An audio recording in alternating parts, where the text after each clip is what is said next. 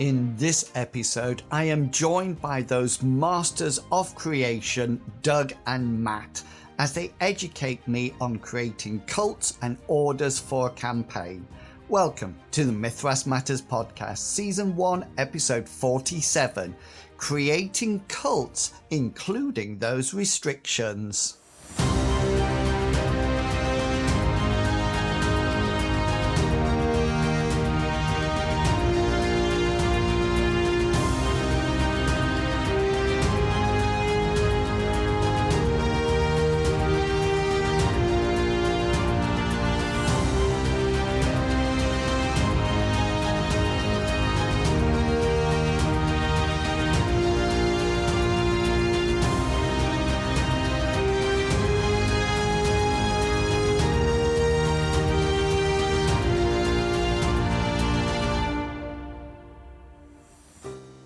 Hello and welcome to Mythras Matters, a podcast dedicated to the Mythras rule set and all its supplements.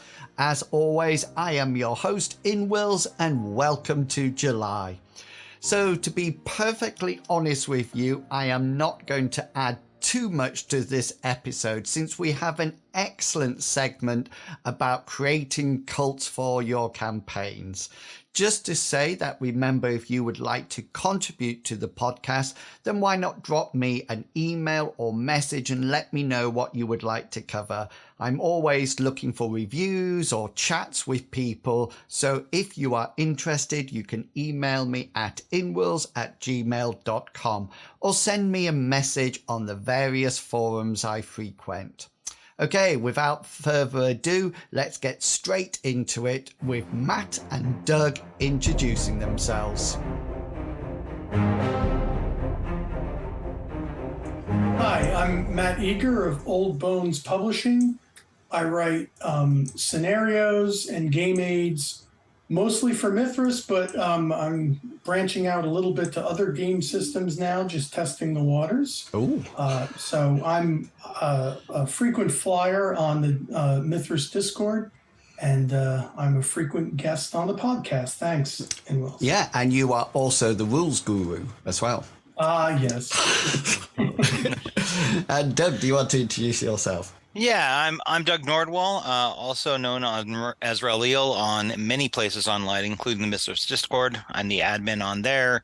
I'm on many forums. I have a blog, d100-workshop.blogspot.com, where you can find all sorts of interesting stuff about Mythras. I've been doing Mythras for, a decade or so at this point, and run many games. Fantastic. And we had a wonderful chat in a previous episode about setting up campaigns and where to start.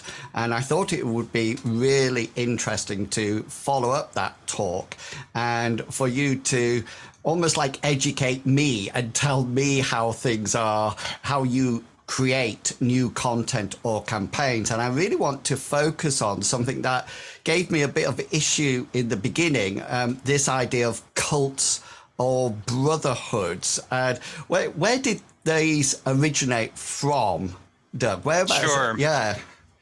So first off, we should start and talk about the word cult, because at least in American minds, this has a particular connotation behind it, that it's some sort of person has a deviant religious background or something like that, and that's not really what it is. This is the sociological term for cult, and you can really just think about it as a group with a belief structure, and that belief structure can be a whole bunch of different things. It can be just about any organization, arguably just about any company that's got a mission statement, and you believe in that mission statement, that makes it a cult. It's in Mythras terms. Brotherhoods in the book are really just distinguish it because of the fact that they don't have magic. And both of these together kind of represent a holdover from RuneQuest, because that's where that came from.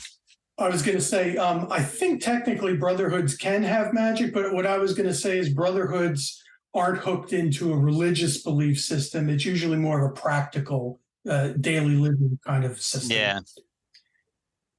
Yeah, in any event, it really doesn't matter. The terminology Right. is sort of setting specific, right? Like it's, they had cults to this and that god in RuneQuest, and Brotherhoods were something else entirely. Right.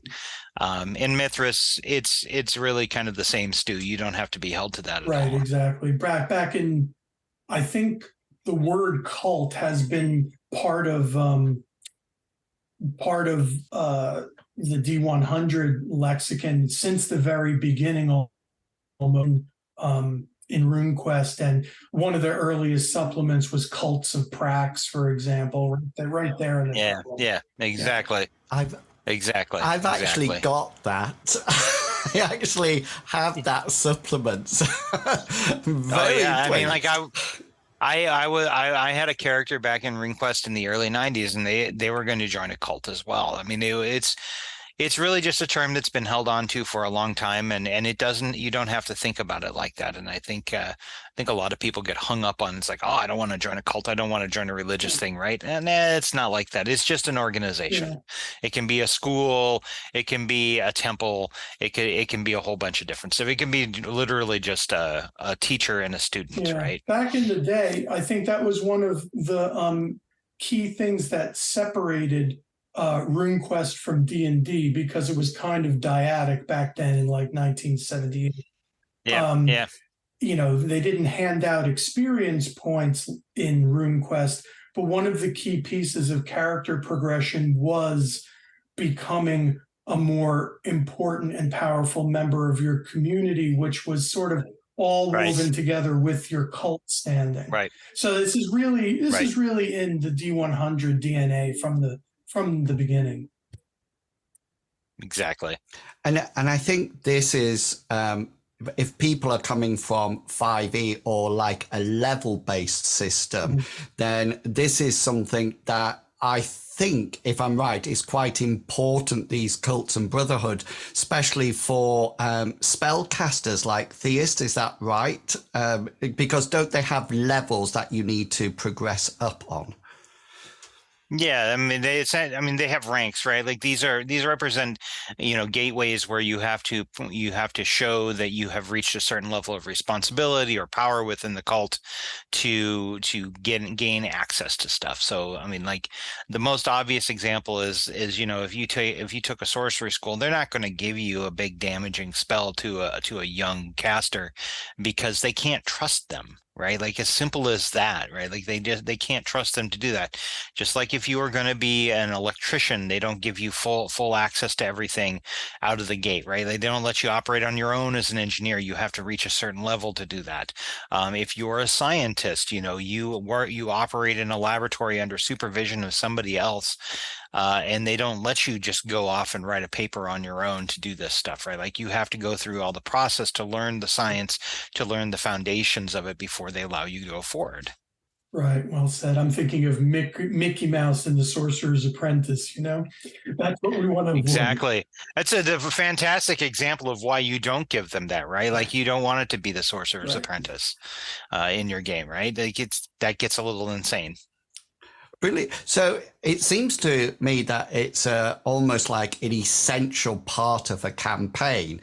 Is it something that we need to think about early on in the campaign, or is it something that we can develop as the campaign grows? Both. You can run a campaign without cults and brotherhoods, especially if you're more into one-shot adventures. It's kind of missing out, though. It's leaving aside what could be a very nice piece of the game, especially like I mentioned before, in terms of character progression. I think sometimes people who are new to Mythras, D100 gaming, if you come from a level-based background, you may not get that nice dopamine hit of leveling up every now and then. But this is how you can plan in a sensible and unique way about how your character is going to go through their lives and grow and change. So it's something that you might want to have a little structure in the beginning.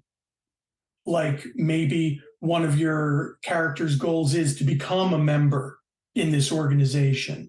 And maybe in the first couple adventures, their success or not will determine whether they get into the organization, right? Then now they're in the inner circle a little bit and they begin to learn what's going on.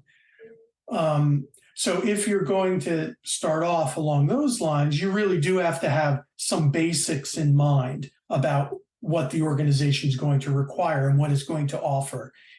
Why does any character, this character in particular, want to join this group? And that's tied to backstory. And so everything can be integrated seamlessly this way. It's a really nice way to tie mechanics to role playing, which I like very much. Yeah, I have to agree, and I mean you certainly could do it both. I mean, like many people who are coming from like a D20 game are used to seeing a full spread of how that character is going to advance through their class, right? And they may see some higher level power and say, "Oh, I really am interested in that," and it really kind of evokes the image of my character, and so they're going to want a fully done up cult, right? Fortunately, it's only five ranks worth of than 20. So it's a little bit easier to kind of construct that. But some folks are like, oh, I'm not exactly sure what I want to do with my character, but I know that I would like these relatively low level abilities right now.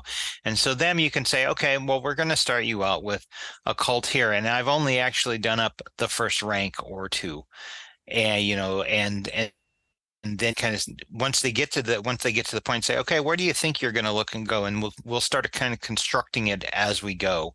That totally works. I don't know if I'd recommend it for everybody, but it does work just fine. I don't know that I find them easy enough to construct on their own that I can pretty much get an idea within 5 ranks, right? Like that's not too hard. Like give me an idea of what your character does and to kind of talk down. It's like, okay, where do you see him being in 20 years? What do you see his big powers? And you can kind of make some notes and kind of fill it in as you go. I've had a few cults where I did it up and I said to the guy, this doesn't feel quite right, and I'll add something in or I'll put in a restriction. And they're usually in agreement with that.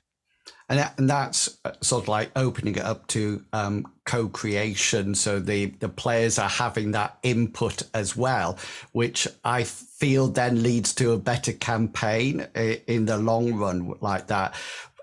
One of the things that we spent a lot of time looking at were the culture of our characters and where they actually originate from. So does culture is that important when we creating the cults?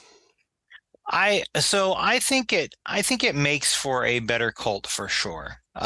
So like if you have some cultural context about why the cult came into being, it can make it much more interesting. So like if you have some warrior culture like Klingon culture or perhaps even a samurai, like the samurais, then you can look at that and say, oh, now I have a reason for this to exist. And that context helps put in things like oaths and other restrictions to kind of shape it and define it much more than just a bag of powers, right? Like it kind of gives it some substance there, right, and really gets it that extra oomph that it needs to make it look really cool. Yeah, very much so. The culture bits, again, this is a way that Mythras ties the role playing to the mechanics very nicely. A culture is not just the set of standard and professional skills that you get during character generation. It also it tells you a little bit about why your character is the way they are. Likes, dislikes, beliefs, superstitions, and basically everything, and how much you want to define about that in the beginning is really dependent on the GM and the players. I like to leave hooks hanging there, but I like to keep things brief, like, a couple paragraphs, 1 paragraph, 2 paragraphs. And we touched a lot on this kind of stuff in a previous episode. Yeah, well, I was going to say that. I mean, this is very analogous to when we were talking about building a campaign where you don't want to define the world out of the gate, because if you do define the world out of the gate, you've locked yourself into that and you have to make all the pieces fit all at once and you never actually get there. It's kind of the same with cults and tying into the culture, right? Like if you define the whole culture right out of the gate and define the whole cult out of the gate, you leave little room for another one that might come up, and you don't leave any room for proper interaction between them. You kind of stifle your own creativity.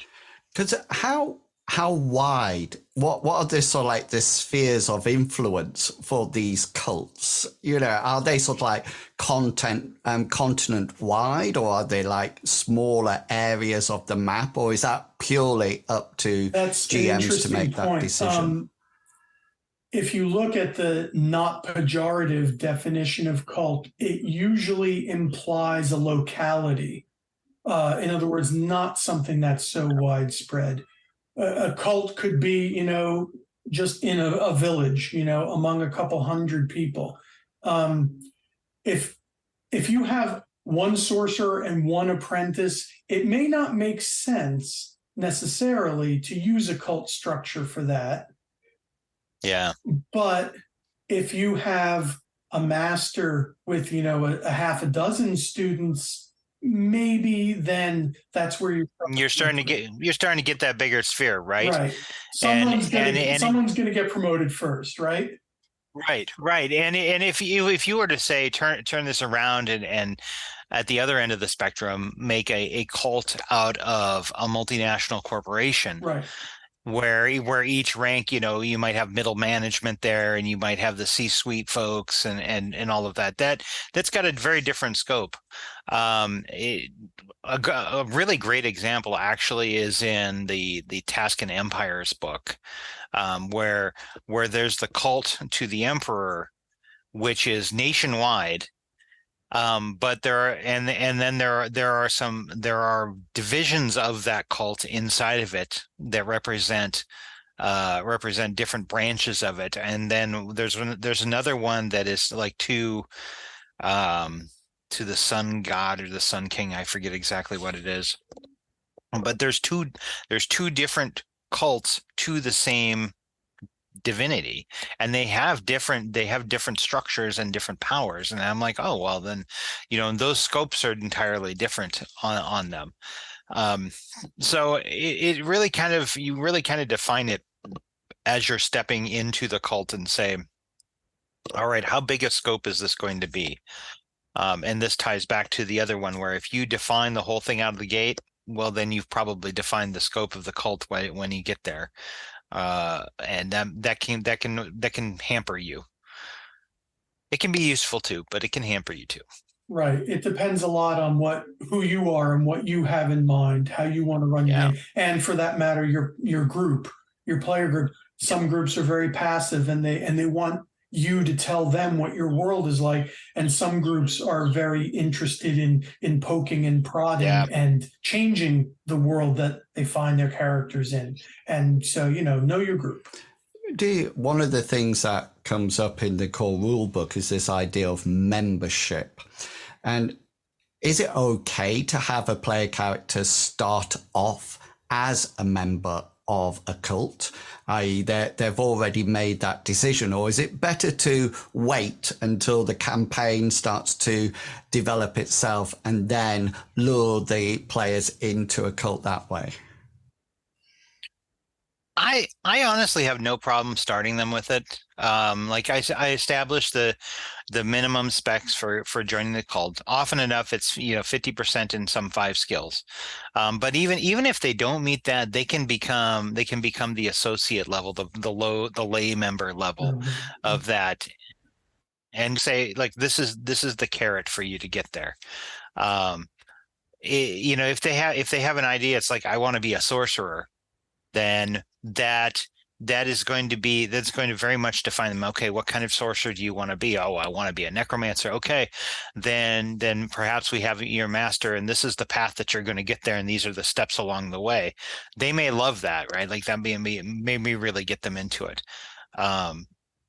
I've put a few cults out in game. My group doesn't bite as much. So I think it's probably a little group specific there. And of course, uh, like real life, which is one of the nice things about this, your interest in this and that waxes or wanes as you go through life. You may find yourself on a a multi-adventure campaign arc where you're far from home and you don't really you're not surrounded by the people that you usually are, and you don't worship or you don't participate in their activities, and then your character comes back to hometown, right, and finds out that all this stuff has changed, and maybe they decide they don't want to be part of that group, maybe they want to join a different group, and as long as your character has enough hours in the day to devote to it, you can be a member of more than one group, of course. Yeah, I mean, this is really a great thing about Mythras cults compared to many of the archetypes that show up in other ones, is that they are, you could be a member of 2 or 3 or 5 or 8, depending on however it shows up, right? Like however compatible they are. I mean, some of them are, you pay for membership, and well, as long as you got money, you're good to go, but they don't care, right? They don't have a lot of restrictions and structures that prevent you from doing that. You're obviously going to have problems if you're in a theist cult that doesn't allow you to wear armor, and then you're in a soldier's cult that gives you armor or may requires you to wear armor. It's like, that's not going to work. But it's not siloed in that sense. For the D20 people, you can multi-class as much as you like, right? Like that's as simple as that.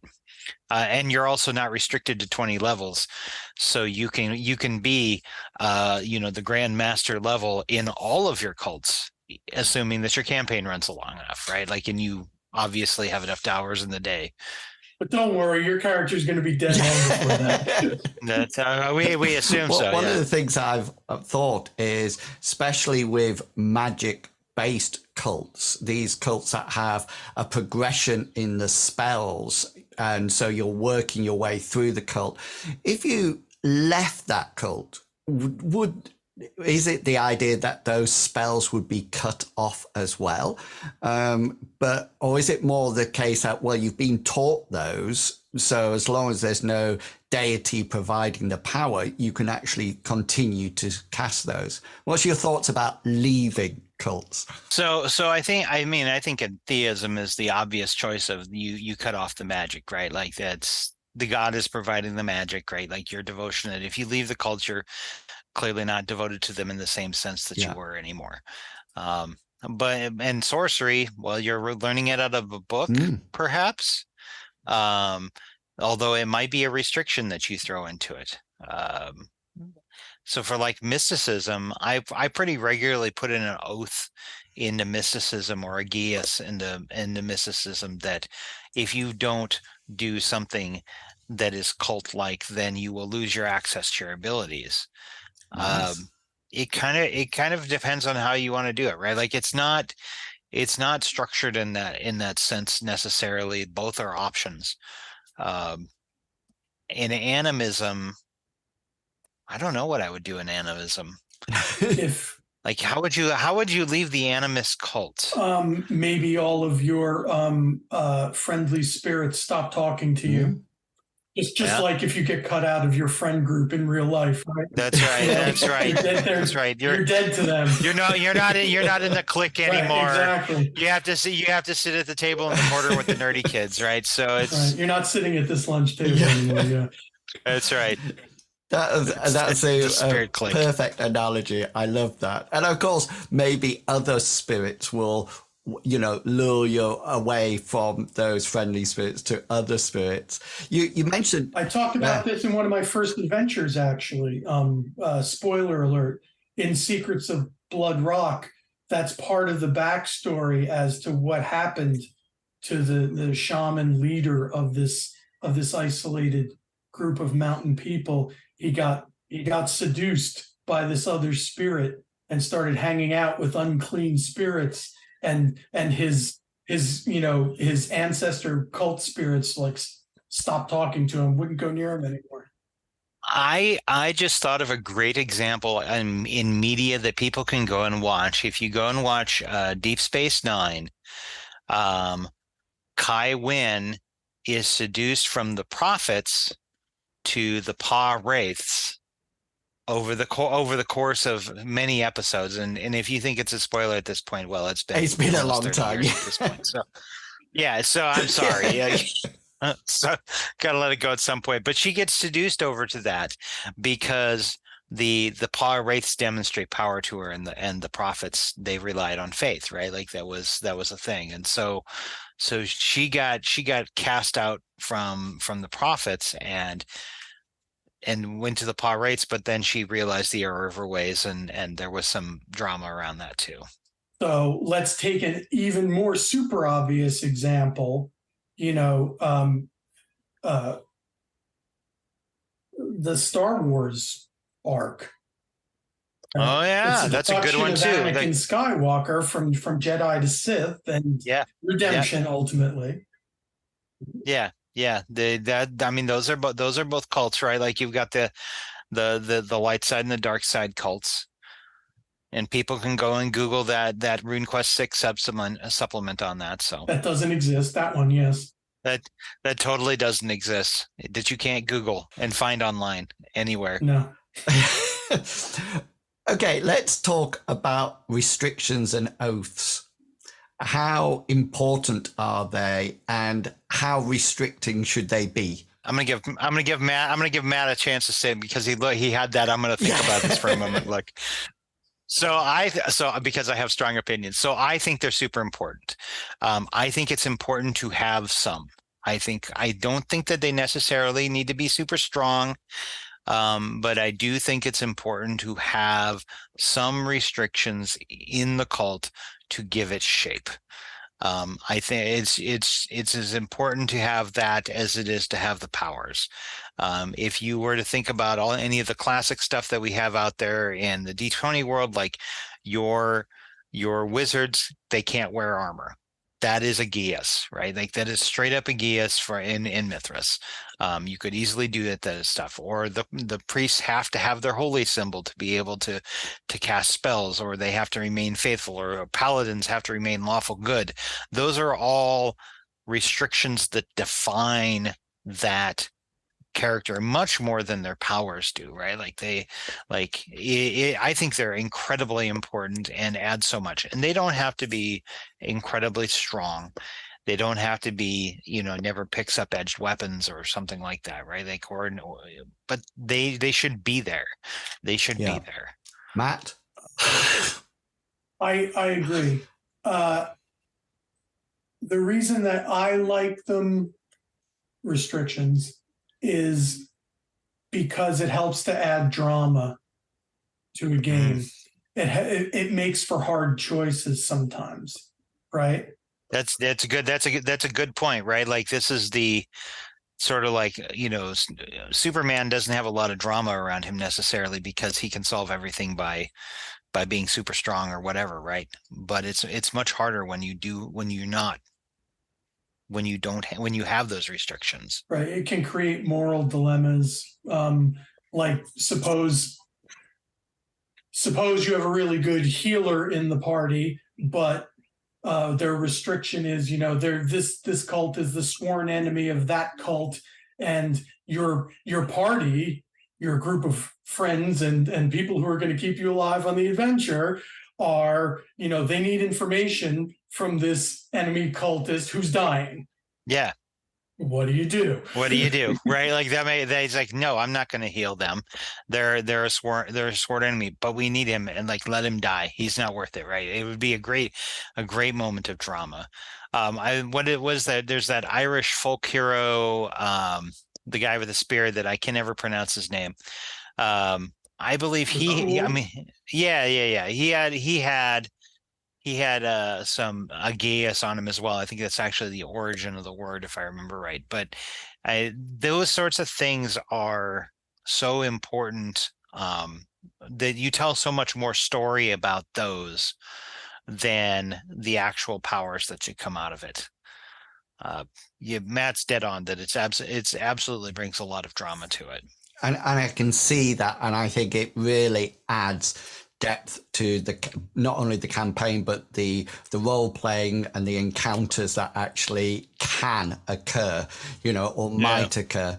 One of the other things in the cult is this idea of gifts. And when I first came to Mythras, one of the gifts that I read was, if killed, then the character rises from the dead 1d6 days after death, their body completely healed of any and all damage to it.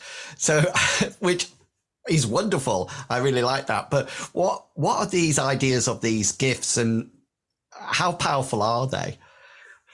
Who wants to start? A lot of them are really powerful. The gift Lucky. Yeah. Oh, Lucky is insane. It gives you an infinite supply of luck points, essentially. Yeah. I mean, it's Lucky is insane. Like, I don't know whether that's going to ever show up in my game. It's really powerful. It's really, really powerful. It is, and I think it's almost like the destined power of Lucky, because I know that Mr. Pickles plays Rabbit that has Lucky, and he just seems to have an unlimited luck pool. Yeah, it's worse than the destined power of Lucky. Lucky only like doubles your luck points, right? This is like, oh no, I rolled, and I can swap it around anytime I'm like, what? Yeah. Anytime you make a roll, you get to swap the digits if you feel like it. And on the other end of the spectrum, we have things like Animal Familiar, or you can swap your gender, or which are not necessarily all that powerful at all. They are just a special thing that you can do. Or there's you get a sanctuary where you have a place that you're safe from your cult's enemies. Well, is that good for your game? Maybe. I don't know. If you're playing Buffy the Vampire Slayer, that's a really good gift. That's a great thing for your game. But if you're a traveling adventurer, I don't care. I'm never there, right? Like it really depends on your game. So they can kind of range from all over the place, but they're kind of an exclusive thing that nobody else in the world gets except in the cult, right? Like that's the source. That's a source of a thing. No, I was thinking like a good example from like classic fantasy, like the fighters get proficiency in every weapon, like their weapon style includes everything. That's functionally a gift. Yes, you can do combat styles like that, but compared to a core Mythras thing, that would absolutely be a gift. My combat style encompasses all weapons, and if you add new ones, I'm proficient in it, and I'm like, oh wow, that's pretty good. Right. And there are other functional ones too in there, like there's one that lets you add your POW to your con plus size when you figure your hit points, things like that. Like if you're a mighty warrior favored by the gods, that would totally be a really straightforward, useful thing to have, right? It not exactly off the chain, but definitely a step up from regular folks. You're definitely blessed if you get a gift like that, or a holy weapon, for example. Yep. Absolutely. So are these gifts able to be gained by any level of the cult? Not usually. Or is it just reserved for the high flyers? It really depends on the gifts. I put them in all over the place. I don't usually put them in any lower than third rank, whatever. Like there's apprentice, disciple, like the third level, the adept rank. Like I usually don't put them in below that. Occasionally, like I'll put a weak one in there occasionally. Like I think my one of my recent ones, the Aegis Arcanum, I think they have. You can get food and shelter from just about anywhere because you're wearing the robes, right? Like it's not powerful, but it's going to save you from dying, right? Like it's going to save you from starvation. Because I tend to run low magic games, I tend to have gifts that are not magical, that are straight up practical. Like, you get free skill training, you get free room and board, Yeah. you get essentially sanctuary when you're in a strange city. Think about it. If you're a traveler and, you end up in a strange place and maybe you think that people are after you or going to jump you or something. Can you imagine just having a safe house that you could walk into? And even though these people are strangers, Yep. that you can sleep that night without worrying about waking up dead, right? I mean, skill training is a great one to put in at the low ranks, right? Like you could say, Right. what you're like an associate, but then you decide that you're going to go deeper in the cult and you take that first real rank. And at that point, it's like, look, we're going to train you in skills that we're not going to give you a discount, but we will train you in the cult skills. And that by itself is enough of a gift that it is incentive. Like I watched my players, like I offered training in the game and I watched a very radical change in behavior in them. Suddenly they're like looking at their XP. It's like, oh, I can hoard it until I get back to my cult or back to town, or I can spend it now. And it was very serious. Like I couldn't believe it. They're like, oh, I love that training. Give me some of that training, right? Like it was giving them a drug or something. I would go one step further and say that I would give it to him for free in the sense of not costing any silver pennies. Oh, but you got I to would do. turn it into an economy of favors. Yeah. Where they have to do this or that for the bosses, and then think about it. If you're in a mob or something like that, you start off as an errand boy and you have to do these things, but eventually you're going to be a made man, right? Absolutely. Absolutely. I like that idea. I like the exchange of favors. One thing that I was looking at with the progression is that I think it's really cleverly designed to match certain skills, the skills of the cult up to a certain percentage. But one of the things that I found difficult was this idea of periods of time of service. You have to be a member of the cult for X amount of years. How do you deal with that in the campaign worlds, or is it something that you just leave? How do you deal with that?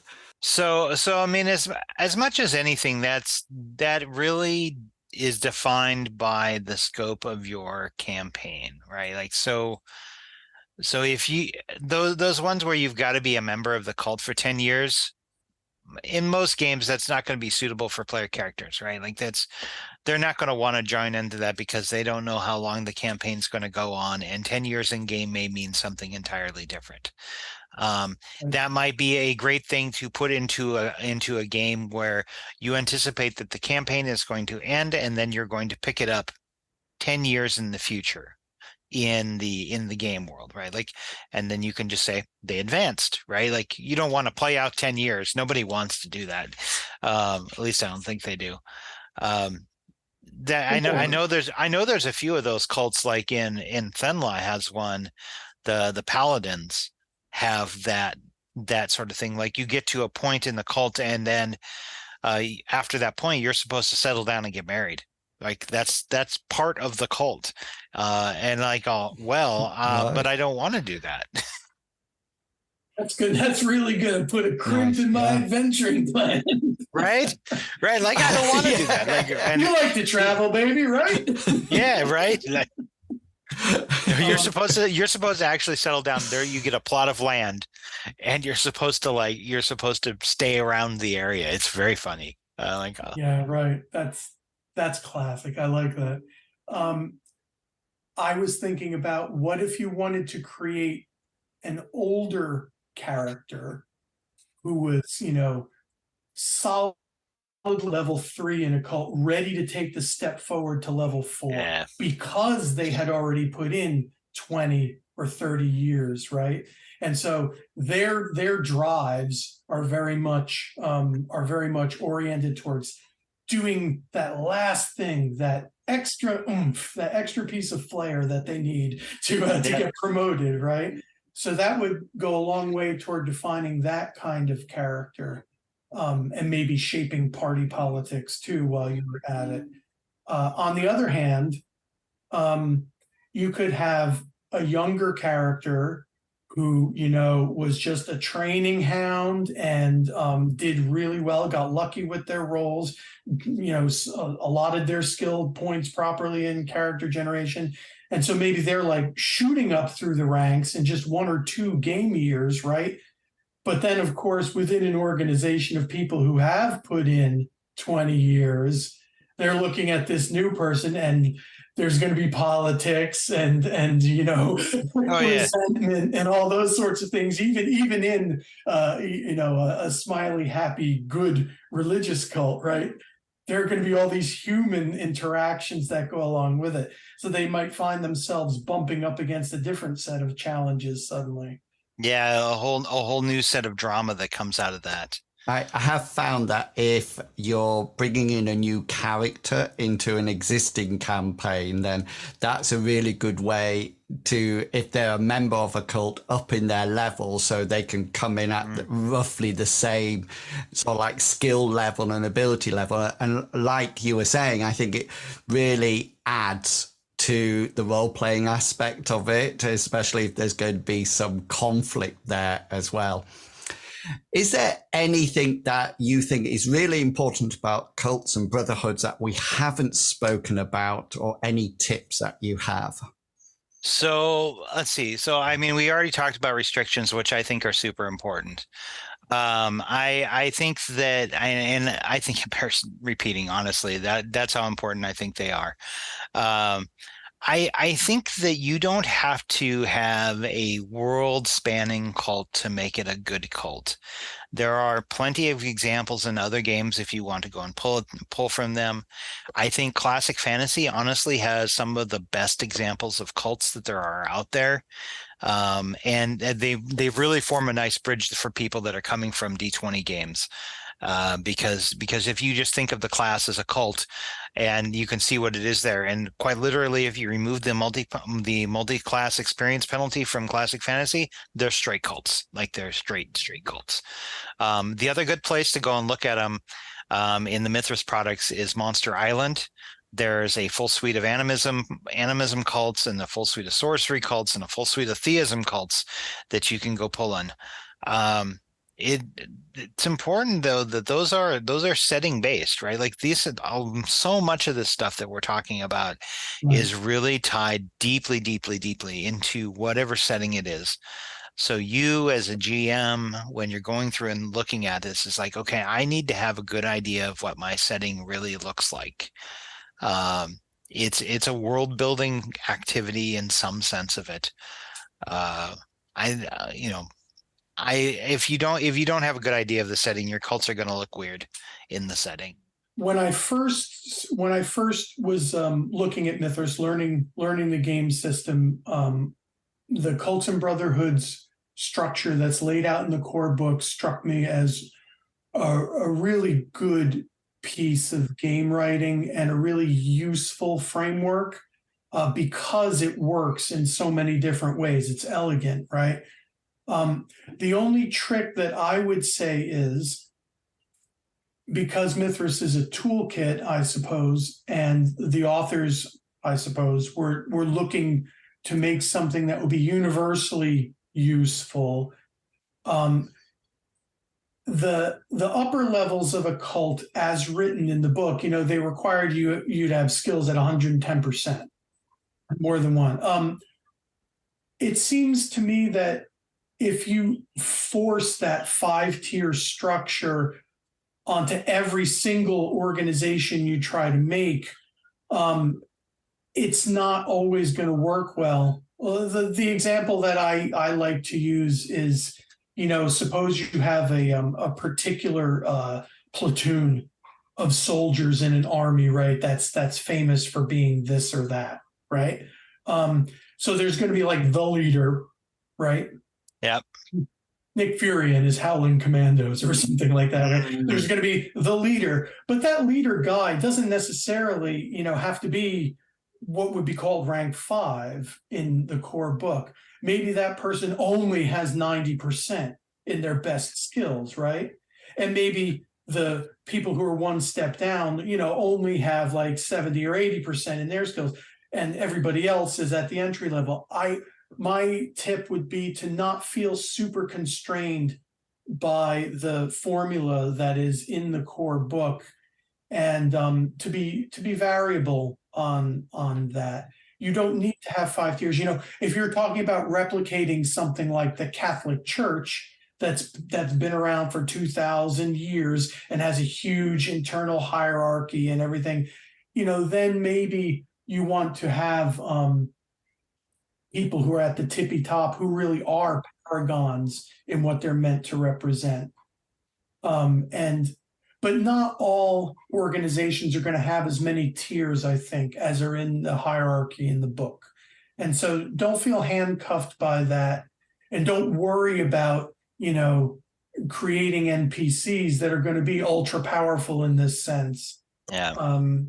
So I think a thing that we can touch on there with those organizations is that oftentimes what gets a person to the top of the cult is not actually the skills that they learn in the cult or learned by the cult, what's taught by the cult. You might have that set of 5 skills that, like, you are required to learn these skills or something like that to enter.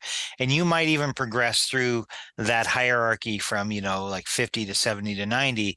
And then at that point, your learning in those is unimportant as far as the cult's concerned. Maybe they say, and now you have to have this new skill at some rank, or you need to have an oath at some rank, or you need to show passion at some rank or something like that, right? Like it doesn't necessarily have to be that straight progression. And I've done a lot of cults with just that straight progression. By no means does it need to do that. Thenla has a whole raft of examples that are not like that at all. They're kind of all over the place. So it's you can help define that structure of the cult by doing a change in the middle of that. It's like, maybe your guys are never interested in learning leading the cult. And so they're like, oh, well, we're only going to define the first 3 ranks for adventurers. And then after that, it's all political stuff. And you don't care. And they're like, okay. Sounds absolutely brilliant. I think you're going to, Doug, be putting out some cults with design notes. Is that right? So, yeah. So I've been putting them out 1 or 2 a week on d100-workshop.blogspot.com. And I've been posting them on Reddit. They go in the Discord automatically. Most of these are really there to just kind of help people get their mind around building cults and to see what range you can go to. They range from the relatively straightforward and simple sorcery cult to, like, I put up the Seekers of the Great Void here a week or 2 back that uses chaos features as the gifts. And that as an option for the gifts. And they're like, what? You can just do that. I'm like, oh yeah. This morning I put up a pyromancer cult, and its gift at the high level power is that you start burning on fire, burns off all your clothes, straight out of the Bright Wizard from Warhammer. Like, nobody wants to be around you because you are literally too hot to handle. It doesn't hurt you, but it doesn't help your equipment any. So yikes. Yeah, brilliant. I will put that link in the show notes for the podcast as well. But like you say, it automatically, I think I've seen it automatically publishes to the Discord as well. Now I do have to say I have another cult on there that came out of when I played in one of Matt's modules. I don't think you were actually playing the game, if I remember right. We were playing with Humble Dragon. We were playing Savage Swords. Yeah, one of the Savage Swords things. And I made an animist who used Jinn and did quite a full cult on that. Is all around poetry and language and being able to con the Jinn into doing stuff for you. It's a very neat cult, and I'm honestly pretty proud of it. But it came out of his stuff. It definitely has that flavor. Nice. You're inspiring people, Matt. Oh dear. This is you guys got to get better friends or something. It's been absolutely fantastic talking to you both yet again. You really developed my understanding about animism and all that, which I am pleased to say that we have our first animist joining the campaign. Yay! Which Yay, animism! I am super excited about it, and I've been able to put all your points into operation. And I did start off with, okay, then what spirits are going to be friendly? You know, we started from that point, and it's worked. Honestly, it's worked like a dream. It really, really has, and all that discussion. So I will be talking to my players about their existing cults and brotherhoods and how we can develop them more, especially with restrictions, oaths, and probably gifts in the future. So thank you so much for coming on the podcast. It's been absolutely fantastic once again. Thanks, inwils. Thank you very much.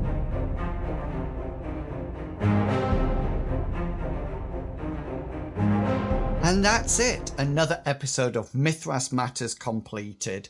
Don't forget you can check out all my content by following my YouTube channel and the campaign areas on World Anvil. I really appreciate your support, and do check out the Discord and the Tapper Talk forums. There are great people there sharing their ideas within the discussions. So until next time, have a great month of gaming, and I will chat to you all again in August. How fast does the year fly? Until then, I hope that all your imposed roles succeed and provide you with a well-deserved special. Thanks for listening, everyone. See ya. Bye.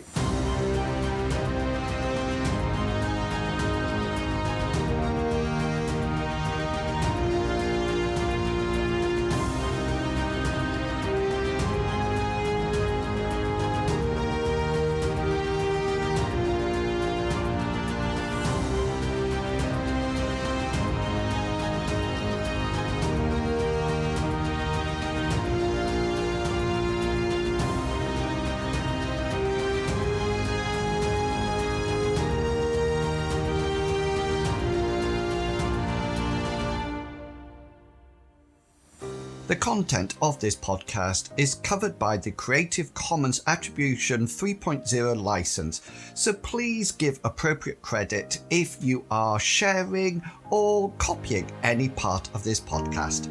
Thank you.